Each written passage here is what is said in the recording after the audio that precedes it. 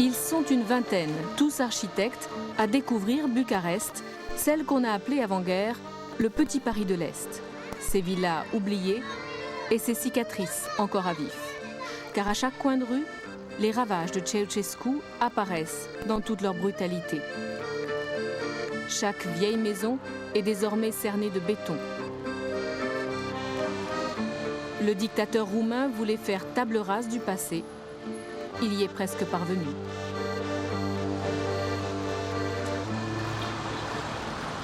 Benjamin Mouton enseigne l'architecture du patrimoine à l'école de Chaillot à Paris. Il encadre le stage de spécialisation au patrimoine de ces jeunes Français et Roumains. Bucarest est un exemple parfait à ne pas suivre. L'orientation de la monastère était... Sergiu Nistor est son homologue roumain. Il était encore étudiant en architecture pendant les grands travaux de Ceausescu qui ont commencé en 1977. Le génie des Carpates amputera le cœur même de sa ville. Pour construire ces immeubles de béton, une partie du monastère d'Antim a dû être sacrifiée. Ailleurs, des architectes sont parfois délibérément entrés en résistance. Ils ont faussé les plans en montrant que l'église est beaucoup plus loin du boulevard. Alors, Ceausescu dit bon, alors ça reste. Il y avait même une blague qui disait que le style architectural de la période du Ceausescu, c'était le cache-église. Parce que chaque fois qu'il voyait une église, il disait qu'il faut la cacher derrière des habitations, derrière des immenses HLM et tout ça. Pour ce monastère du XVIIIe siècle, l'église, intacte, laisse imaginer ce qu'a dû être ce quartier avant les grandes destructions.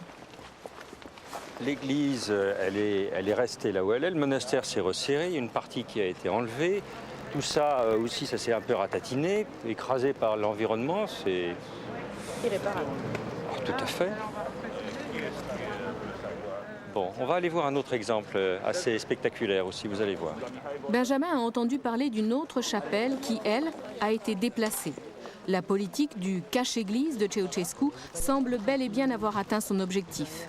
Même les visiteurs avertis ne retrouvent pas le monument. Où est l'église déplacée Elle était là justement. Non, elle est derrière l'autre. Derrière... Oui. Enfin, la petite église est repérée à 2 pas, coincée entre les immeubles.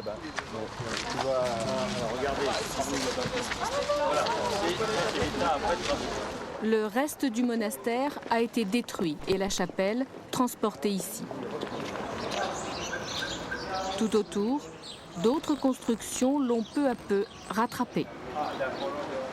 C'est vrai que là-bas, c'était serré, mais là, c'est plus que serré. Là, c'est vraiment de l'exiguïté, c'est étouffant. Étouffant.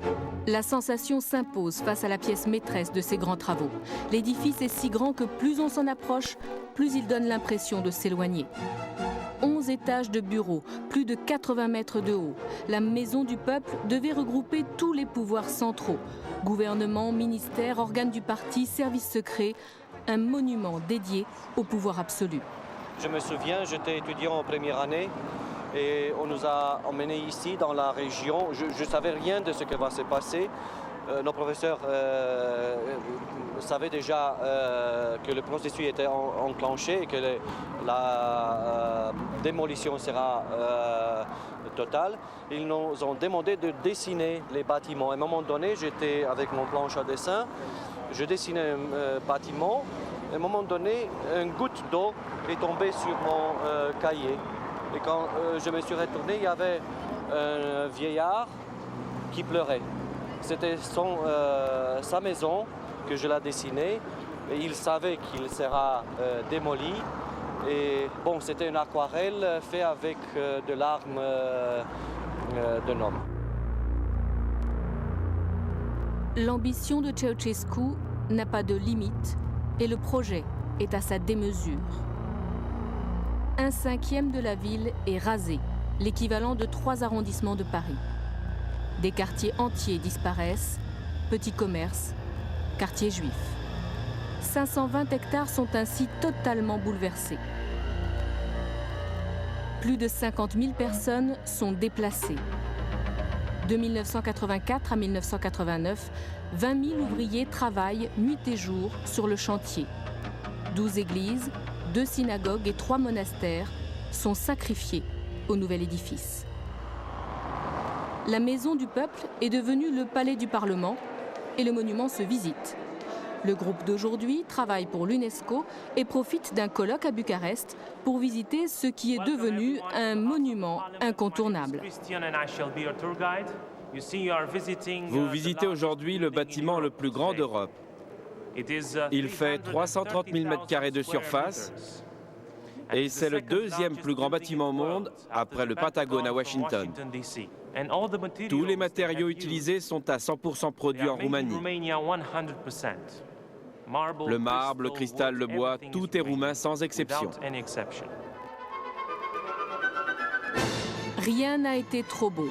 1 million de tonnes de marbre du sol au plafond, d'escaliers monumentaux en colonnes massives.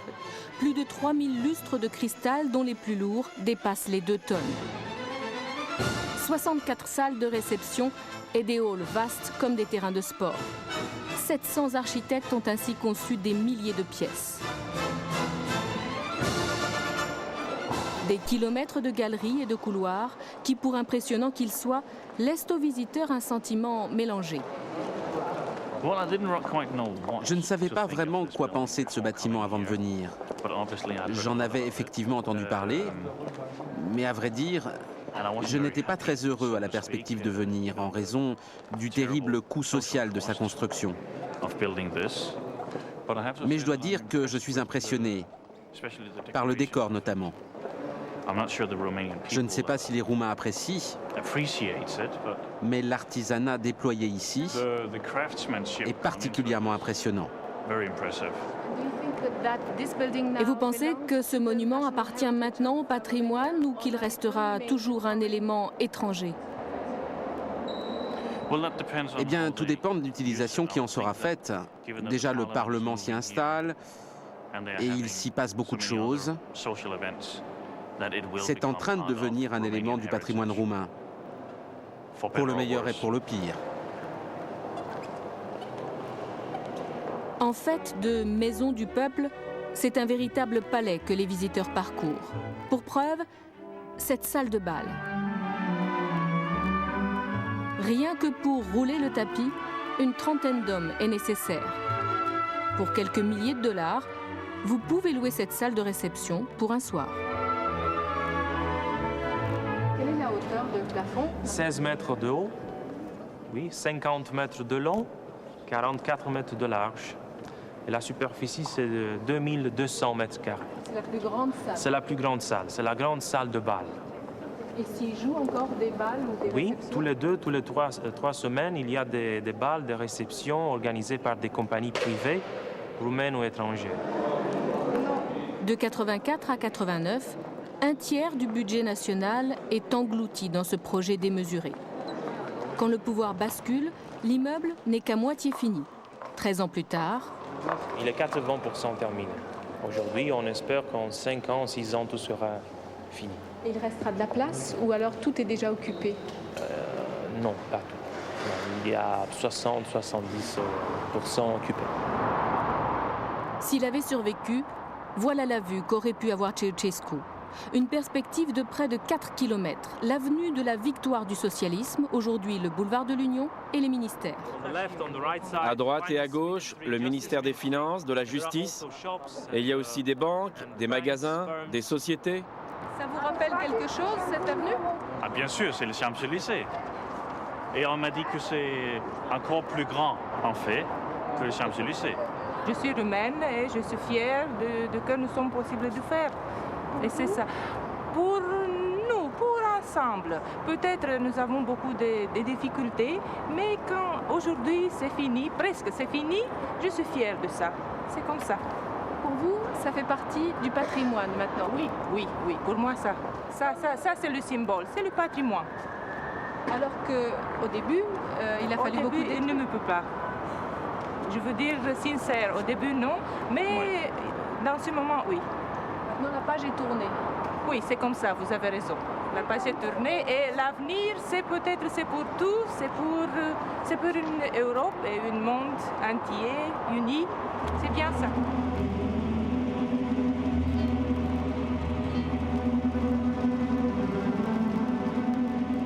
La folie de Ceausescu s'est propagée bien au-delà de Bucarest.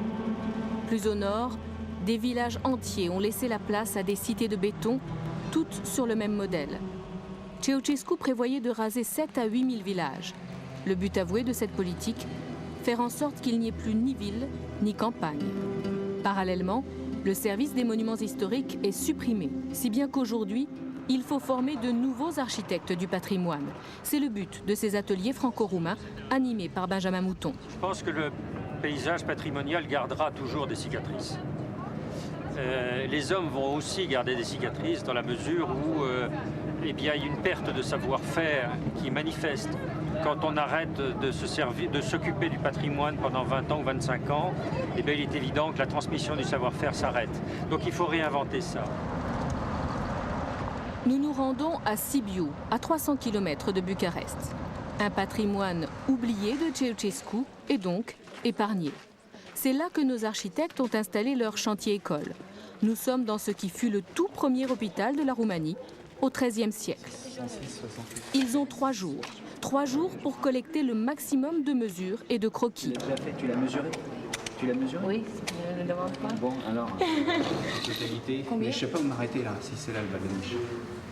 Romain est français, Andrea et Bogdan sont roumains. Chaque groupe de travail est mixte, franco-roumain. Dehors, Benjamin Mouton envoie aussi ses troupes en reconnaissance. Qui est-ce qui a travaillé là-dessus, en dehors de vous? Moi. Je vois pas. Bon, bah alors écoutez, vous mettez ensemble et vous continuez. Pour se faire une idée de la vieille ville, Marie-Danielle et ses collègues décident de prendre un peu de hauteur.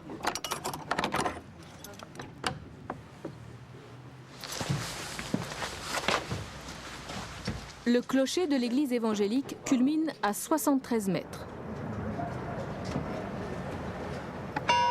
Du haut de cette tour, la vue est imprenable sur la cité médiévale. Quand on regarde justement vu du dessus toutes les couvertures qu'il y a, et l'état de certaines, avec notamment des tuiles qui se promènent, on ne sait pas trop comment elles tiennent. À mon avis, ouais, il y a pas mal de travail.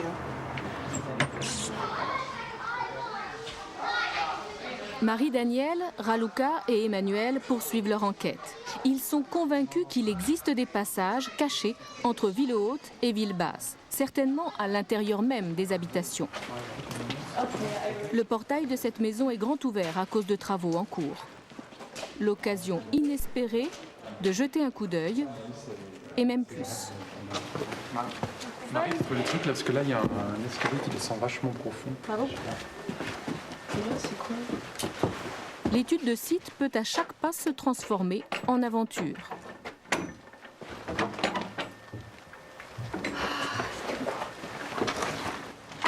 L'escalier débouche sur une autre courette, laquelle se prolonge par un passage dont on suppose qu'il relie ville haute et ville basse.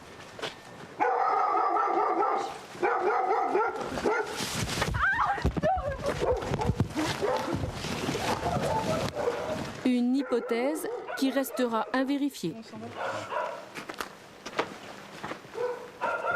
Et il y avait, avec le chien, il n'y a rien d'intéressant.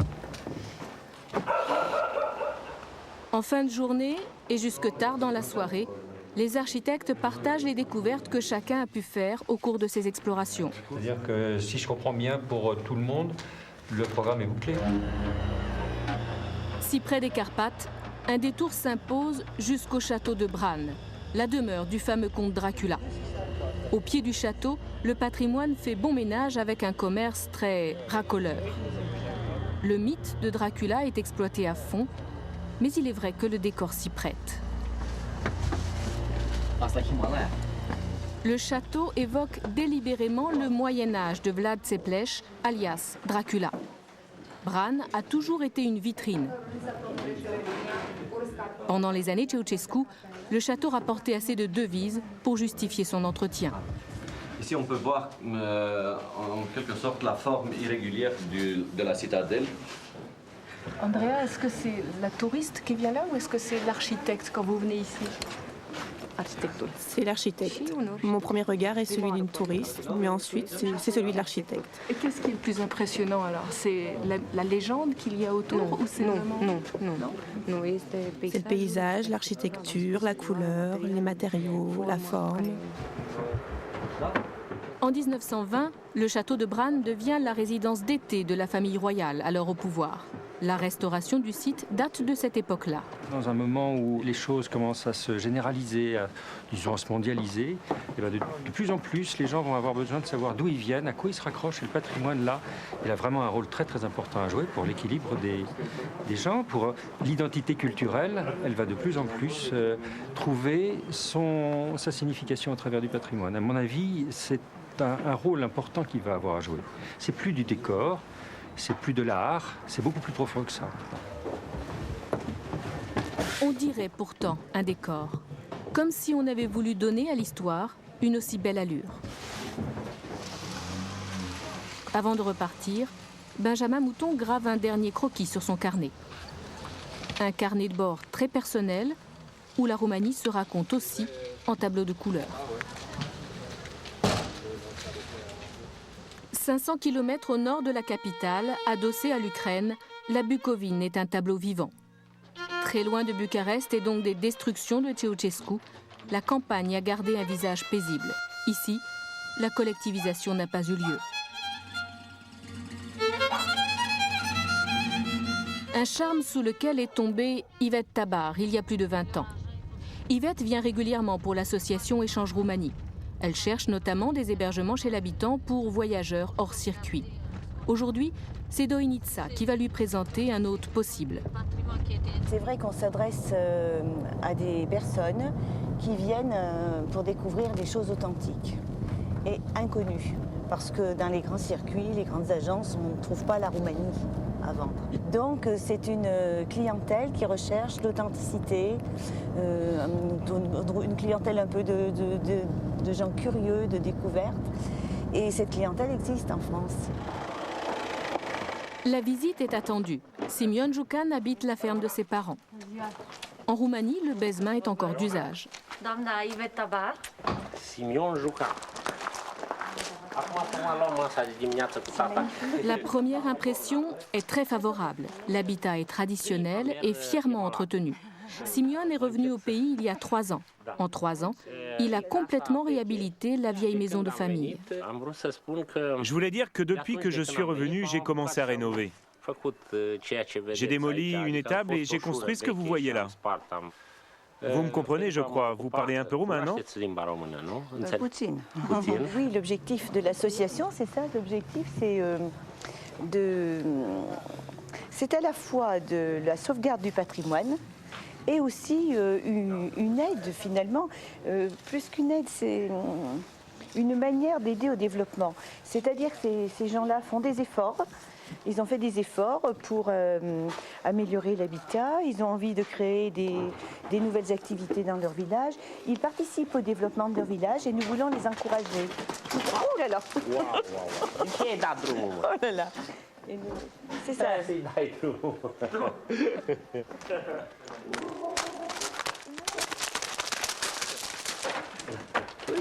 Oui. Après votre reportage, je l'envoie à l'abattoir.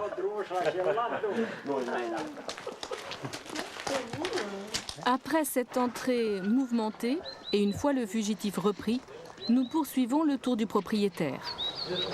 Les touristes ici, dormir. Ici. C'est l'emblème de la Moldavie. Trandafir. C'est le tapis représentatif de la Moldavie avec les roses. Yes. Avant de repartir, Simeon et son père offrent un dernier verre, directement du puits. Mulțumesc, merci.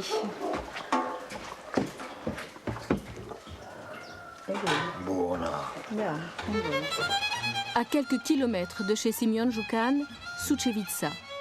Cette partie de la campagne roumaine est appelée l'archipel monastique. Sucevița est une de ces îles fortifiées qui ont fait la renommée de la Bucovine. Un trésor que Philippe et Marie-Claude Morand n'auraient manqué pour rien au monde. Moi, j'ai jamais vu autant de fresques à l'extérieur. Puis elles sont en bon état. Les Morand ont fait appel à Échange Roumanie pour leur premier voyage en Bucovine. Et les monastères peints sont bien sûr au programme. Tu as vu comme les couleurs sont conservées? Ces fresques ont traversé plus de 4 siècles, exposées à tous les vents.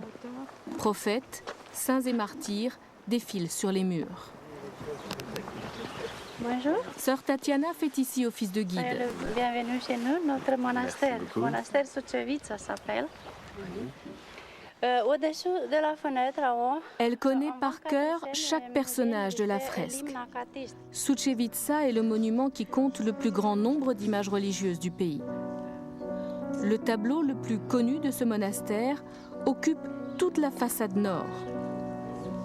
L'échelle des vertus est la plus vaste représentation de la foi et de ses épreuves. Cette échelle a 30 marches. Vous voyez que Jésus-Christ atteint au bout d'échelle qui tient lui-même le phylactère.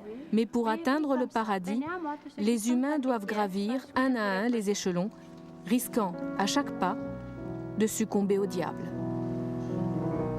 Alors, vos premières impressions en visitant? Moi, je trouve extraordinaire les fresques de ce monastère. Je crois que j'ai jamais vu autant de fresques.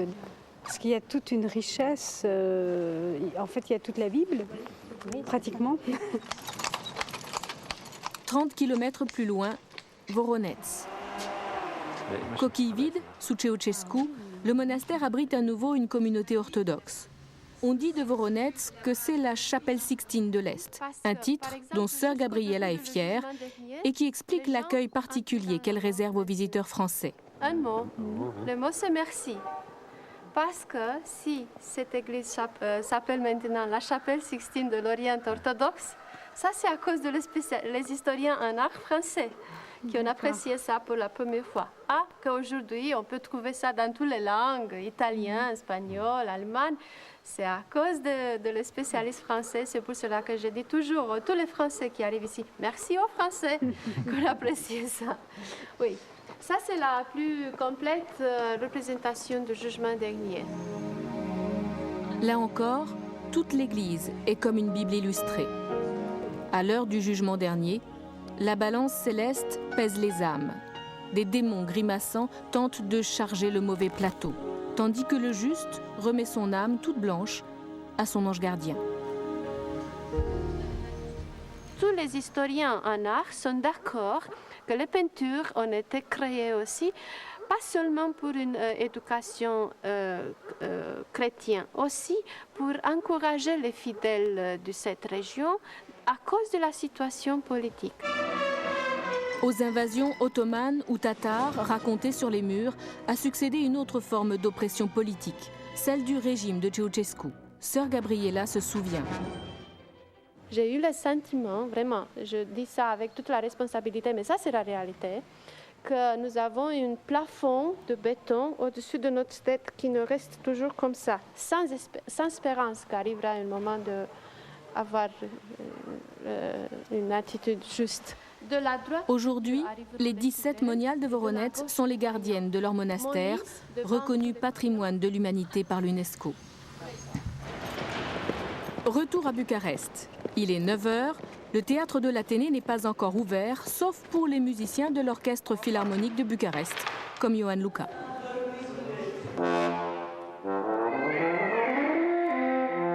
Chaque semaine, l'ensemble philharmonique s'y produit. Ioan nous conduit par les coulisses jusqu'à la scène, une des plus prestigieuses de la ville. C'est un Français, l'architecte Galeron, qui a construit l'Athénée en 1888. La salle offre une acoustique exceptionnelle. Ses concerts sont fort attendus et le travail est intense.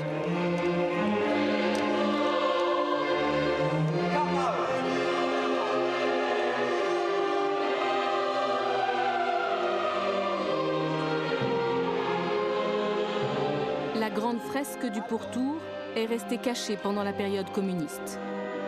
Ici figure toute l'histoire de la Roumanie, des Romains jusqu'au dernier roi. Seul manque le roi Michel, renversé en 1947 par les communistes. À sa place, Ceausescu a fait peindre ces 3 paysannes. Sous la haute coupole de l'Athénée, l'ère Ceausescu apparaît désormais comme une parenthèse.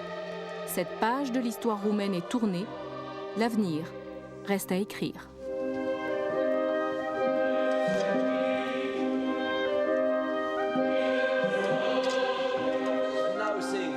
Voilà, retour en direct sur le plateau des Racines et des Ailes.